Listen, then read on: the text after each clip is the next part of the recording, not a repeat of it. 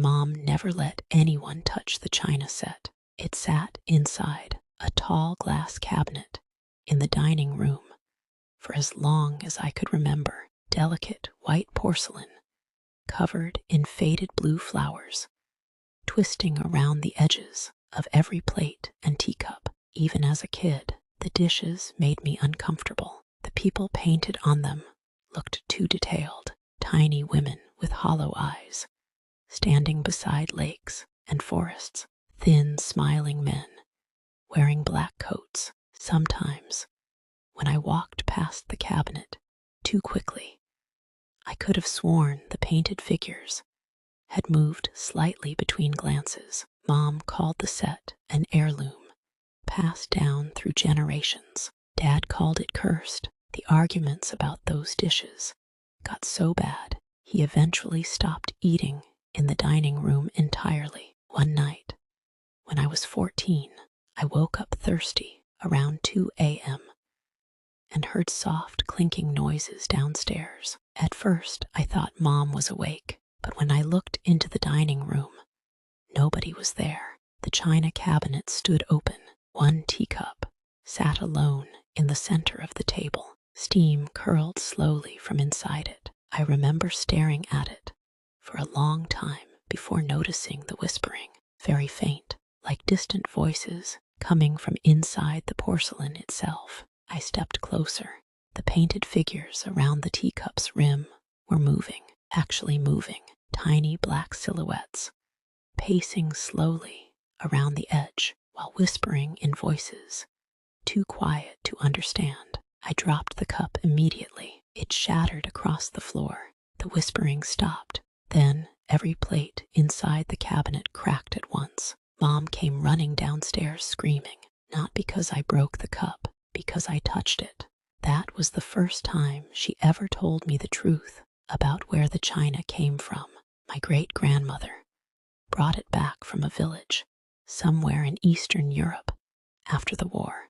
According to family stories, the villagers believed the porcelain was made from ashes mixed directly into the clay. Human ashes. They claimed the set remembered the dead. Mom laughed nervously while telling the story, but I could see genuine fear in her eyes. Then she said something that still haunts me. Never eat from the plates. A week later, Dad disappeared. No note, no car, nothing. Police assumed he left after another fight with Mom, but she barely reacted at all. She just sat quietly in the dining room every night, drinking tea from the remaining cups, while whispering to herself. That's when the noises started. Clinking porcelain downstairs after midnight, soft laughter, the sound of chairs moving across the dining room floor, and every morning the china cabinet would contain one more piece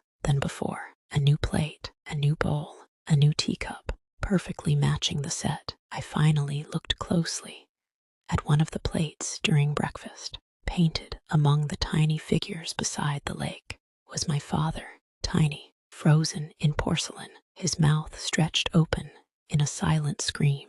That night, I heard my mother talking downstairs again, only this time another voice answered her, Dad's voice. I crept toward the dining room slowly, while the grandfather clock ticked loudly beside the staircase. The lights were off. Only candlelight flickered across the table. Mom sat alone, pouring tea into dozens of cups arranged neatly around her, and sitting in every chair were people, or things pretending to be people. Their skin looked smooth and pale like glazed porcelain.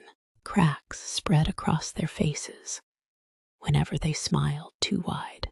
Their black, hollow eyes reflected candlelight while they stared silently toward me. At the center of the table sat my father, except parts of him no longer looked human. His fingers had fused together like melted ceramic, and blue floral patterns crept beneath his skin like veins. Mom slowly lifted her teacup. You should sit down, she whispered. The porcelain people around the table all turned toward me at once. And beneath the sound of clinking china, I heard hundreds of voices whispering from inside the walls, hungry, waiting, like the house itself wanted another seat filled.